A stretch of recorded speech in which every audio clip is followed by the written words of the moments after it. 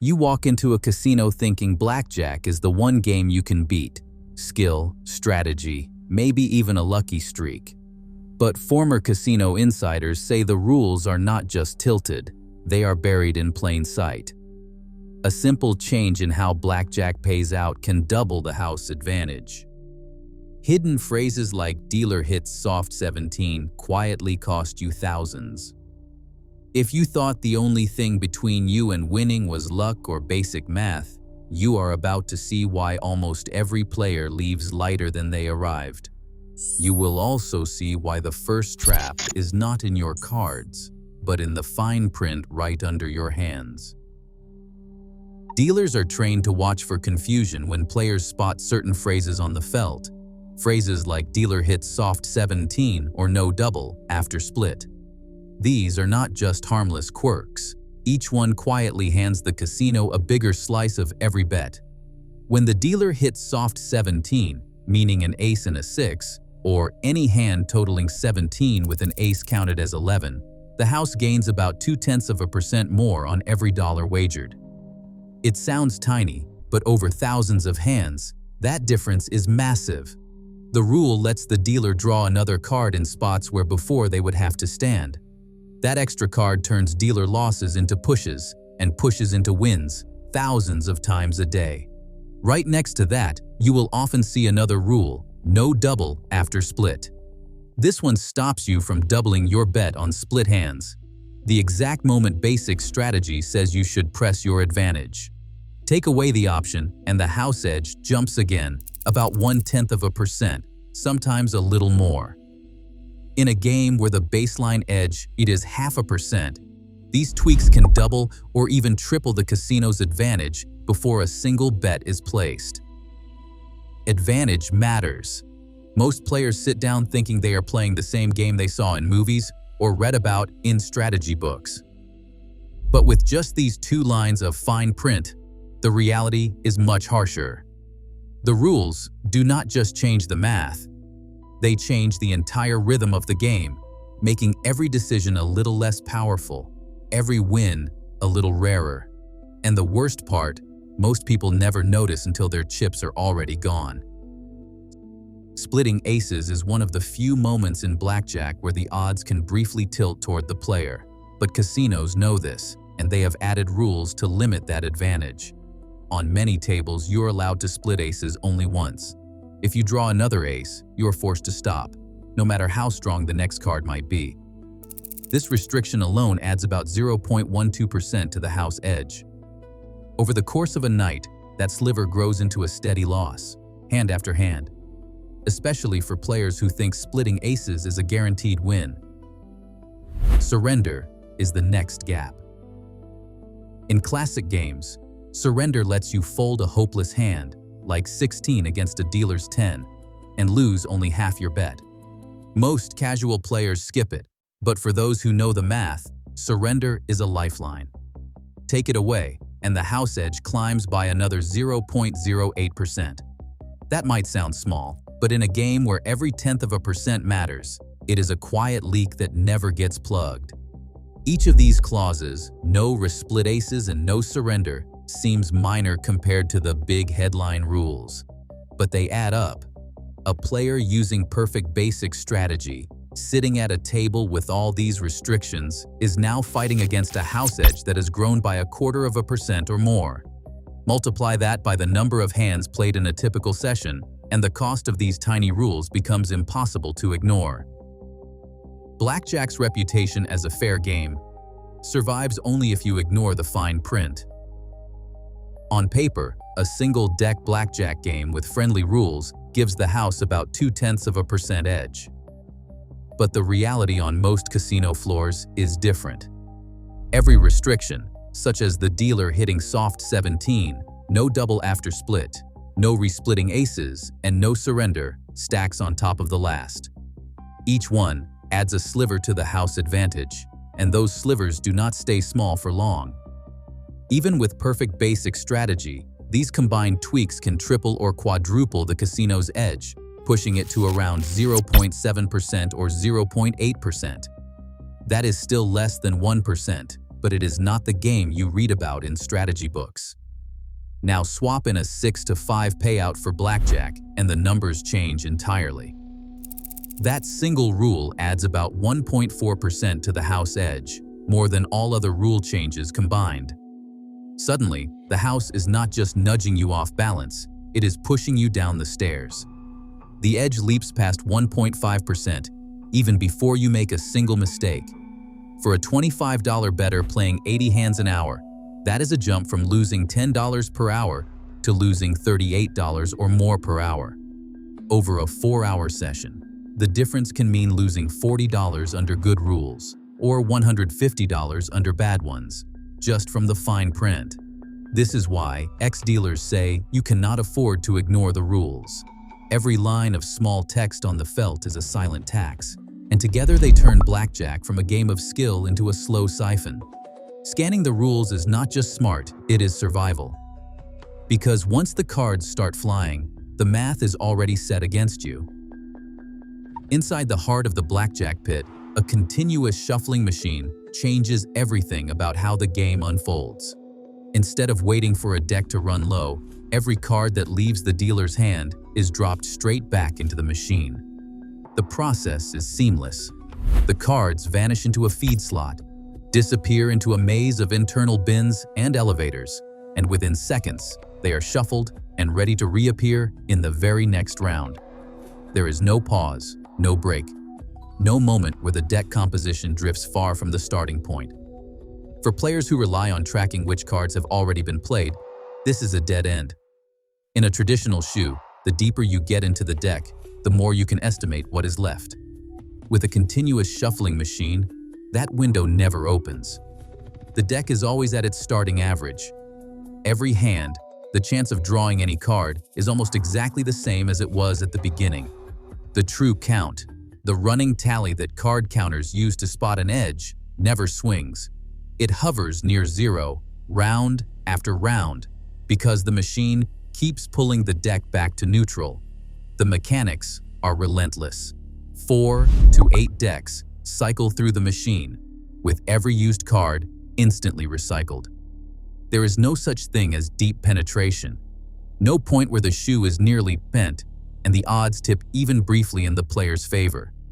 The continuous shuffling machine guarantees that every hand is a fresh start for the house and a dead end for anyone hoping to outsmart the shuffle.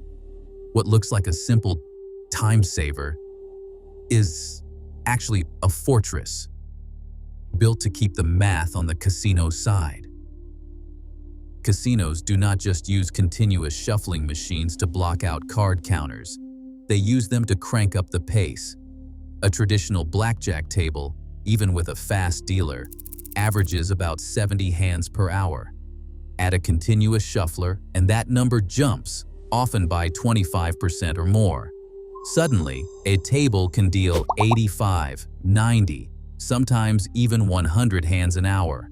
That means more decisions, more bets, and more money at risk every single hour you sit.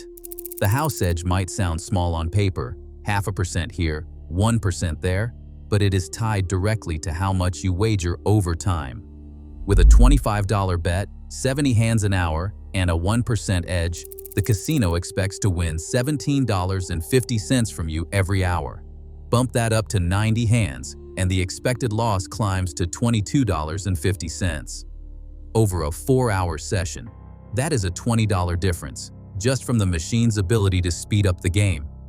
The math is simple, but the effect is relentless. Every extra hand dealt is another chance for the house edge to chip away at your stack. Dealers are not shuffling, they are dealing. Players are not pausing, they are making more bets. Even if you play perfect strategy, the faster pace means you lose more, simply because you are playing more. The casino does not need to change the rules or the odds. It just needs to deal the cards a little quicker. Over time, that quiet increase in speed does more damage to your bankroll than most players ever realize. Side bets are where the casino's math goes. From subtle to savage. They are the glittering options printed in bright colors along the edge of the felt. Perfect pairs, 21+3, and lucky ladies. Each one promises a huge payout for a rare combination, but the odds are stacked far beyond the main game. Take perfect pairs. It pays up to 25 to 1 for matching cards, but the house edge hovers between 10 and 18%, depending on the payout table. That is not a typo. 18%. For every $100 bet, the casino expects to keep $18, win or lose. 21 plus 3 is another favorite. It combines your cards with the dealer's up card to make poker hands. The payout sounds tempting, maybe 9 to 1 for a flush or a straight, but the house edge usually sits between 6 and 12%. Lucky ladies, which pays for a pair of queens, can edge even higher, sometimes over 17%. Compare that to the main game, where the house edge with perfect strategy rarely breaks 1%. These side bets are marketed as fun extras, a way to spice up the action, but the economics are brutal. The casino does not need you to make a mistake here. The math is hardwired into the payout. Over enough hands, these bets bleed your stack dry, no matter how well you play the base game. The more you sprinkle them in, the faster your bankroll disappears. Dealers know it, pit bosses love it, and the numbers never lie. Side bets are the casino's silent partner, quietly collecting chips while you focus on the cards in front of you. Dealers who have spent years in the pit will tell you, the real edge is not always in the rules. It is in the way players handle the cards. The math says basic strategy keeps the house edge around 0.5%, maybe a little higher if the rules are rough. But in the wild, almost nobody sticks to the chart. One ex-dealer put it bluntly, about 8 out of 10 people at my table played by gut, not by math. The numbers back it up. Studies and casino logs show that nearly 80% of players make at least one basic strategy mistake every hour. Some hit a hard 16 against a dealer's 10. Others stand on soft 18 when they should double. Many skip splitting 8s or aces, afraid of risking more chips. Each choice sounds small, but together they are a steady leak. Every time a player ignores the math, the house edge creeps up, sometimes by 2, 3, even 4 percentage points over the baseline. That turns a game with a tiny edge into one where the casino expects to win $40, $60, even $100 more per session, just from player errors alone. Dealers notice the patterns. One said, "I would watch people double on 12 or refuse to split 10s. They would lose, get frustrated, and blame the cards, never the mistake." The pit bosses know it too. They track which players stick to the chart and which ones play by feel. The ones making mistakes are the casino's favorite customers. Because every wrong decision is not just a slip, it is profit, hand after hand, hour after hour. Dealers learn early that the speed of the game is a weapon. When a player hits a winning streak, the tempo at the table subtly shifts. Chips are paid out a little faster, cards are dealt with less chatter, and the next hand begins before the last one has even settled in the player's mind. One former dealer described it as keeping the heater hot. Management wants as many hands as possible while the player feels lucky, because every extra round gives the house edge to another chance to work. On average, a dealer can shave about 3 seconds off each hand simply by skipping small talk and moving briskly through the motions. That does not sound like much, but over an hour, it adds up to a dozen or more extra hands.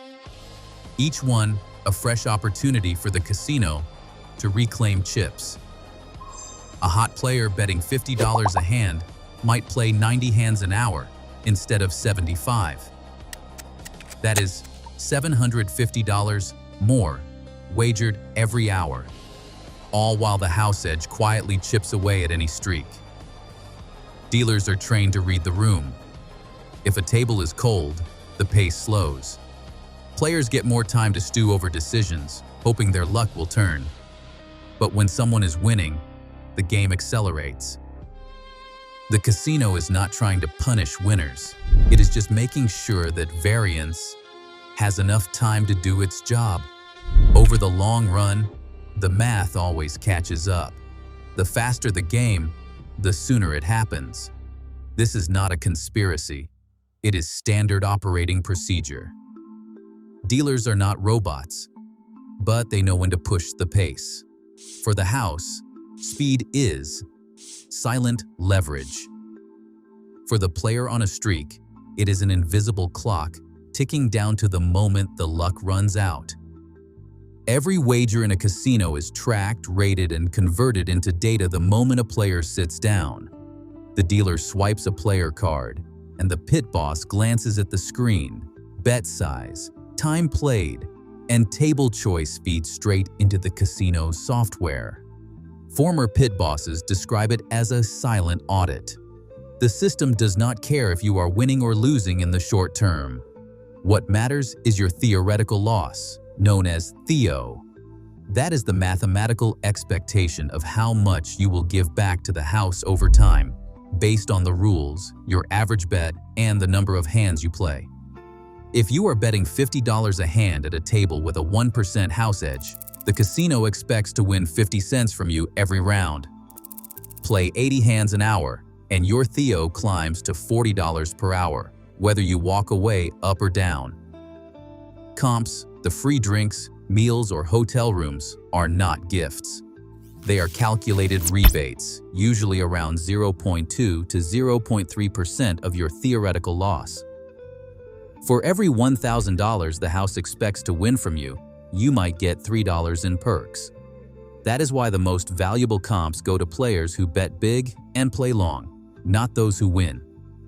The system quietly rewards those who keep the money flowing, even if they are losing steadily. One former pit boss put it bluntly, "We do not comp winners. We comp action." Most players believe their loyalty card is a ticket to better treatment. In reality, it is a tracking device that helps the casino identify its best customers, the profitable losers. The more you play, the more the system encourages you to stay, offering just enough in return to keep you in the seat.